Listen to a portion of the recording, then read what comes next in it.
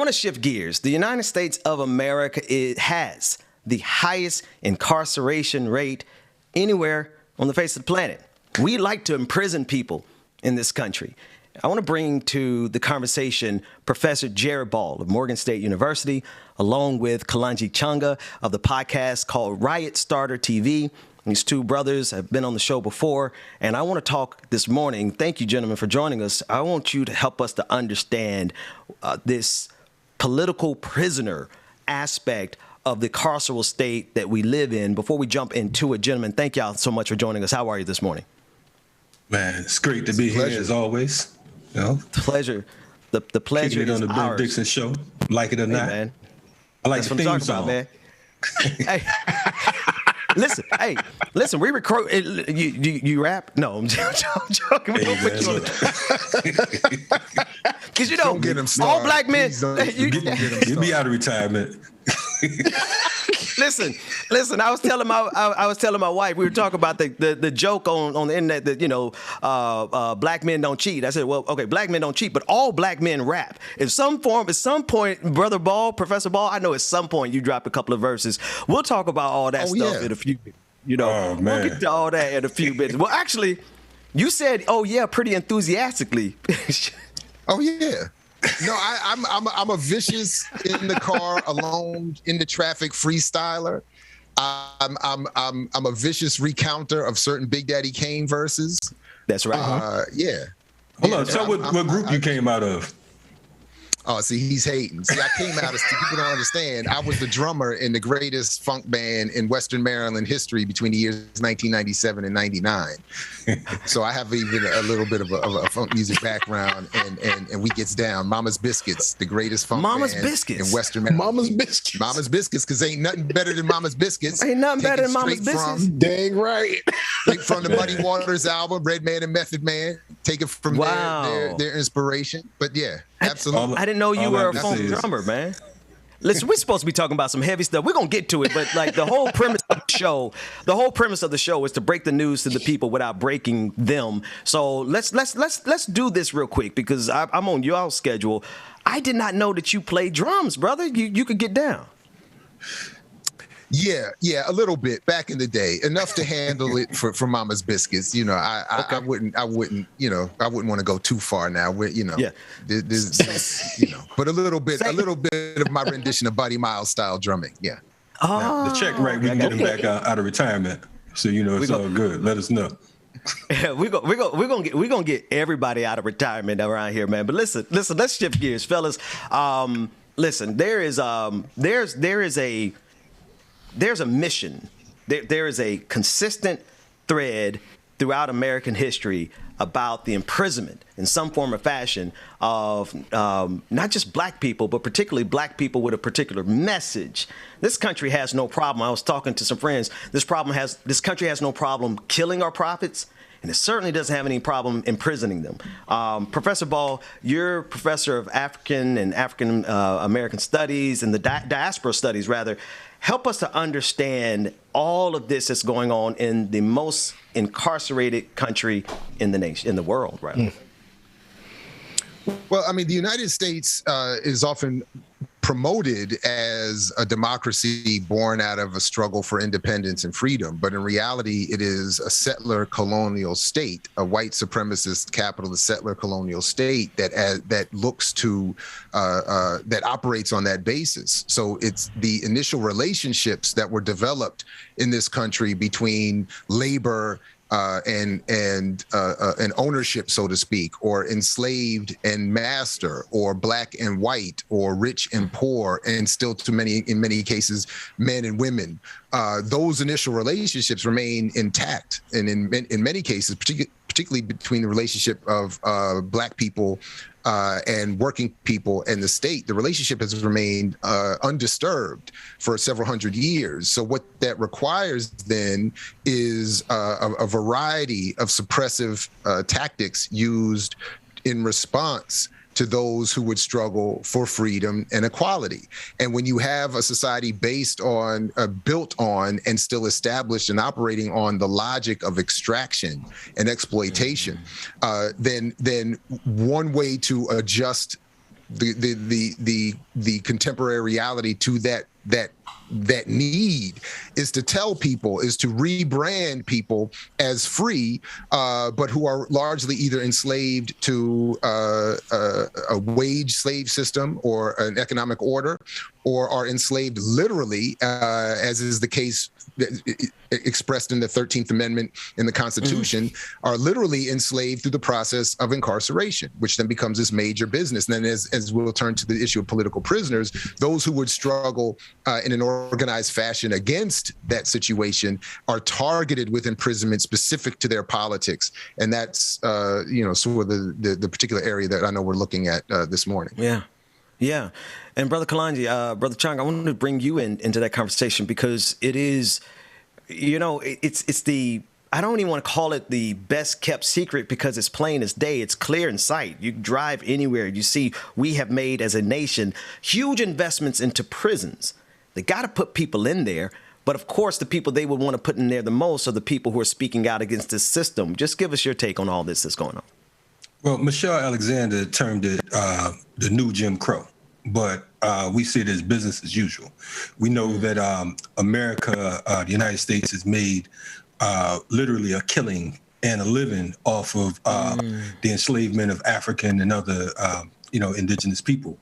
You're looking at a country that is 5% of the world population, yet has 25% of all incarcerated people on the planet. Again, 5% of the world population, but 25% of all prisoners on the planet. This country, it thrives off of war. It thrives off of enslavement, and those who choose to speak out against it, those who choose to stand in the forefront and shine a light on it, oftentimes are targeted, as Dr. Ball said. They're targeted not only because of their political actions, but their affiliations, and or their beliefs. And I like to point out as well, when we talk about moving from quote unquote social prisoner to political prisoner, it's, the one thing that folks find quickly is that Malcolm moment oftentimes. You know what I mean? They go in as social prisoners, or they go in like a George Jackson or someone who was a social prisoner and that was looked at as a common thief or whatever. But through reading, through studying, through study groups and political education classes, they become politicized. And at that moment, they begin to take up and maintain the political struggle. And, these type of individuals are often segregated from regular prison population because they are deemed a threat because of the fact that they influence and transform others to become recruits for the movement. They are a threat to prison security and management because they stand in direct and perpetual opposition to the ideas that support the prison and its legitimacy. So I think that one of the things that we should remember and always recall is that, our very encounter with the quote unquote founding fathers of this nation was one of bloodshed. It was one of thievery, land grab, with the natives of this land, which they now call gentrification. All of this is part and parcel. The imprisonment system, it's one gigantic system that is split into different compartments and departments to basically throw the people off and to say, look, well, I'm over here fighting for gentrification, and I'm over here fighting for the environment, and I'm over here fighting for the animals. When in fact, you have folks who are in prison just for speaking out against those particular issues, and you don't have to be a quote unquote killer, or a Robin Hood to be a victim of, of this forced labor. Professor Ball, if you would take it from there and help us to understand, because there was a distinction there that I think is important, because not only are we dealing with the epidemic of incarceration in general, or over incarceration certainly, but we're dealing specifically with political prisoners who, in some form or fashion, have taken their stand, and you can help correct and clarify, but help the audience understand what is the distinction of a political prisoner in the United States of America. Sure, it's a great question. So, some like Elaine Brown, former leader of the Black Panther Party, has made this argument. Others have made this argument that all of us are political prisoners because the society is set up in such a way that it targets us for imprisonment and incarceration, and because because incarceration plays such a pivotal role in the structure of the overall economy in creating wealth for a ruling elite. But to Kalanji's point, there are some people like George Jackson who were locked up in at a point in their life for a gas station robbery or some other sort of relatively speaking petty crime, not some sort of violent murderous act. Right. Who then become politicized in prison. So today, people like Kevin Rashid Johnson figure prominently in that category. People who are incarcerated, part of my generation in the 90s as an adult, engaged in the drug game, but then becomes politicized while incarcerated and then targeted specifically for further repression as a result. So in other words, they get, a greater degrees of police repression, having their stuff taken, their letters interfered with and all that kind of stuff because of their attempt to organize prisoners and to learn differently and to re-educate and to become some sort of a more radical political person as opposed to just an incarcerated, meant to be reduced to a state of an animal. Then there are those who are incarcerated and targeted specifically because of their political activity. Those people who are locked up today, like Sundiata Acoli, the comrade of Assata Shakur, who was herself in exile. People like Batulu Shakur, people like David Gilbert, a white ally who is still locked up despite being given clemency from Governor Cuomo. Rochelle McGee, the longest held political prisoner, is still locked up because and if I remember correctly, Kalanji might have corrected me on this, but he might have become more politicized while in prison himself. So he might.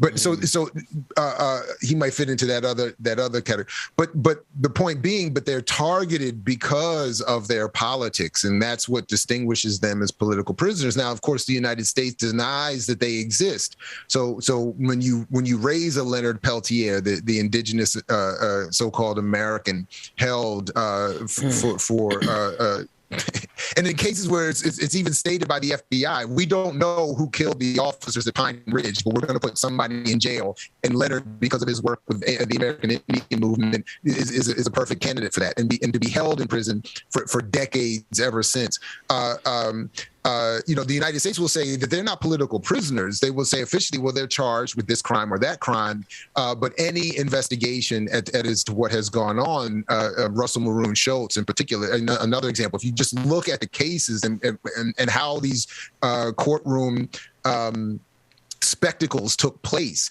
you see that it's not about any actual evidence. It's not about any actual crime that these folks are said to have committed. It's because of the political activism and the ideas that they represent that they don't want us to adopt going forward. And then lastly, I'll just say we have to be aware that this issue, it isn't just something relegated to the past. And this is the 60s and 70s and old folks, still complaining. This is something that people today have to be aware of because new political prisoners are being created even as we speak, because of their participation against police violence or some other organized activity against the state. So we have to be aware not only of those legacies, so to speak, but how this is something that will impact us going forward. I think people could most readily identify with that threat from the George Floyd protests. And I don't know if any of you remember specifically where they were just disappearing people off the streets of Denver. I mean, just pulling up unmarked vehicles, not even in uniform, just snatching people off the street. So there is obviously not only the capacity, I mean, this country is built to be a carceral state, but there's great capacity for it to go even further. I want to kind of shift gears here and ask some questions from me. How do you two brothers, and just kind of expand the conversation, how do y'all deal with the fact of the reality of the empire that we find ourselves inside of, along with trying not to become the next political prisoner? It's kind of a big question, but whoever wants to take it first, the floor is open. Well, I'll jump on it. Basically, my thing is, there's a quote I'd rather be a lion for a day than a lamb that lives forever. I think that the thing is, if our ancestors were as cowardly and as lazy as many of us are today, then we wouldn't exist. We'd still be in the cotton fields. So I feel like it is my duty because of the fact that I don't feel my life is my own. I think that, you know, we come here and not on no cliche, supernatural type way. We are here for a purpose. And I think that anyone who sits back and allows their people or our people to be murdered and brutalized and tortured and not even have the gall to open your mouth and speak, then you are a strange kind of man or woman. When we look at political prisoners, it's not about a crime. It's not about guilt or innocent. You look at folks like Mumia Abu-Jamal, who for all practical purposes was doing what you all are doing on the Ben Dixon Show. They're doing what we were doing on Black Power Media. Mumia was speaking out against the oppression in Philly. He spoke out against the attacks and brutal assaults on the MOVE organization. He was a journalist. You know what I mean? And he was a great journalist. So the thing is, they had to snatch him off the street. Imam Jamil Al-Amin, formerly H. Rap Brown, here in Atlanta, he cleaned up the West End community. You know what I mean? He had folks like Coretta Scott King and Andrew Young, moving their children into the West End, where at one point it was a dangerous spot where folks were, it was a lot of drug dealing and literally street organizations and quote unquote thugs cutting pigs open, letting it bleed into the street, raping women, disrespecting the community, violating. And he cleaned up that community. But the thing is, we have to remember that if we say that this is an incarceral state, if we say that this is a police state or a prison state, we have to remember that in order for police to exist, crime has to exist. You know what I mean? So when you come along and you messing up the game, you understand what I'm saying? Then it becomes problematic. You know what I mean? They don't really want us to stop crime, is what you're saying. It's like you stop crime, folks lose jobs. You know what I mean? So they'd much rather you lose your lives and livelihoods and loved ones and so on and so forth than to compromise their check. That's what war is all about. There's always, a war on crime, a war on drugs, a war on Syria, a war on Afghanistan, when ultimately it's a war on the black, brown, and other indigenous people. You know what I mean? Because of the fact that it's about capitalism and imperialism. In order for capitalism to exist, of course, someone has to be at the bottom serving and someone has to be at the top getting fat. And United States government has been getting fat from day one at the hands of and bodies of us. Wow. So we have to remember that. Absolutely. Professor Ball, I don't know if you want to just jump in right there. Can I just add very quickly? I'm just going to say that sorry. No, go ahead. Sorry. Yeah, I just want to say that for me, it's very. The point is very selfish. There's nothing more. I fear nothing more than being imprisoned, other than being imprisoned and nobody being aware of or fighting for my freedom.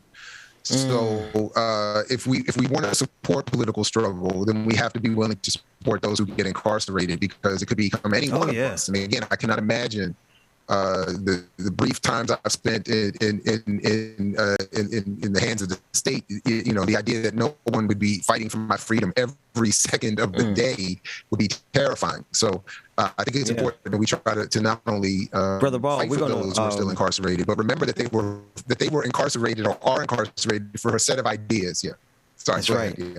No, I was just jumping in there because your signal, you're saying I can make out what you're saying, but your signal's kind of jammed up there. I want to give it a second to cycle through. But I hear what you guys are saying. So as we talk as people are listening, as people are at home listening, because there's and you could testify to this way better than me. There is a huge veil of separation in terms of black politics in this country as it pertains to what we cling to and champion, right? When it comes to just your standard black politics, misleadership class, if you want to call it that, ain't nobody out there really talking about our political prisoners, right? So I feel like there's a veil, and perhaps that veil could be fear, ignorance, whatever it is. Help us to understand how we get the people to realize that if it's happening to anybody, then we definitely could be next. Listen, like they said, believe it, when they was talking about the Nazis and the Jews, they talked about how if they come for me in the night, they'll come for you in the day. And I think that, you know, for the most part, most black folks have relatives who are incarcerated or know someone that's incarcerated. The unfortunate thing is, you know, out of sight, out of mind. You know, it's free such and such for a few minutes, and then they forget all about it. My position is for folks who talk about reparations, because I know that's a big issue now. We look at how any civilized government deals with their political prisoners or how they deal with the captives, so to speak. No deals can be negotiated until you up those political prisoners. They want their comrades back first. You know what I mean? Right. If someone kidnaps your wife, you're not going to say, they're not going to say, you know what, we're going to form a truce, everything cool, you know what I'm saying? I got your wife and kids, but, you know, we should stop fighting. Mate. I'm sorry. I'm sorry. Exactly. I got out of pocket. Right. I got out of pocket. I'm sorry. Nah, it's all good. But you're not. You're not going to say, look, we're not shaking hands. We ain't hanging out. We ain't doing nothing until you give me my wife and kids back. That's how we have to look at this thing about political prisoners. We have to take it personal. And the fact that we're not taking it personal is why many of our political prisoners languish and ultimately die in those gulags. You look at folks like Sundiata Kohli, who is 84 years old. He just got another 3-year hit, meaning that they denied him parole. He's 84 years old, a former NASA employee, NASA, right? I mean, a very, very brilliant man, you know, but yet you have Sirhan, who was just granted parole. He assassinated Robert Kennedy. You have John Hinckley Jr. Yes, I was just about to say. Yeah, right.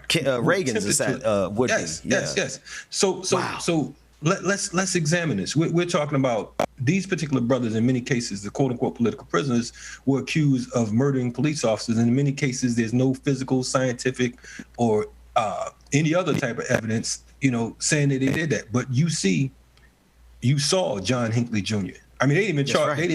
He wasn't even found guilty. They said that he was mentally ill. You know what I mean? He's on YouTube making songs and all kinds of stuff right now. But you have political prisoners who've been locked up, many of them for over 50 years.